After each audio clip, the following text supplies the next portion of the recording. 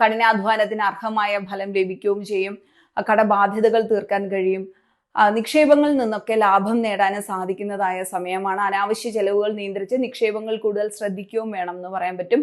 June മാസത്തിന് ശേഷം വിവാഹ കാര്യങ്ങൾക്കും പുതിയ വരുമാന മാർഗങ്ങൾക്കും അനുകൂലമായ സാഹചര്യം ഉണ്ടാവും. സാമൂഹിക ബന്ധങ്ങൾ മെച്ചപ്പെടുന്നതിനോടൊപ്പം സാമ്പത്തിക നേട്ടങ്ങൾ ഉണ്ടാവും. അധ്യാപനം, IT, geology, logistics, consultancy, medical professionals തുടങ്ങിയ മേഖലയിൽ പ്രവർത്തിക്കുന്ന വ്യക്തികൾക്ക് മികച്ച പുരോഗതിയും ലാഭമൊക്കെ ഉണ്ടാവുന്ന സമയമാണ്.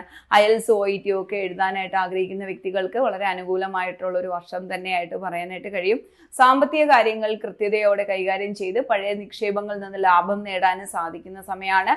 തൊഴിൽപരമായി ചില വെല്ലുവിളികൾ ഉണ്ടായാലും മികച്ച പുരോഗതിയും നേട്ടങ്ങളും ഉണ്ടാവും. ആരോഗ്യനില മെച്ചപ്പെടും. രാഹുവിന്റെ സ്വാധീനം കൊണ്ട് തന്നെ കുടുംബത്തിൽ ചെറിയ തെറ്റിദ്ധാരണകളൊക്കെ ഉണ്ടാവാമെങ്കിലും ക്ഷമയും തുറന്ന ആശയവിനിമയവും കൊണ്ട് അതിനൊക്കെ പരിഹരിക്കാനും കഴിയും എന്ന് പറയാൻ പറ്റും. കുടുംബ ബിസിനസ്സുകൾ അഭിവൃദ്ധിപ്പെടും. നേതൃപാഠവും സാമ്പത്തികമായ അച്ചടക്കവും വർദ്ധിക്കുകയും ചെയ്യുന്നതായ ഒരു സമയം തന്നെയാണ്. സ്പൗസിനോടുള്ള വിശ്വാസവും വൈകാരികമായ അടുപ്പവും ദൃഢമാവുകയും ചെയ്യും. എങ്കിലും ജൂൺ വരെ ചില തെറ്റിദ്ധാരണകൾക്ക് സാധ്യതയുള്ളതിനാൽ ശ്രദ്ധിക്കുകയും വേണം എന്നുള്ളതാണ്.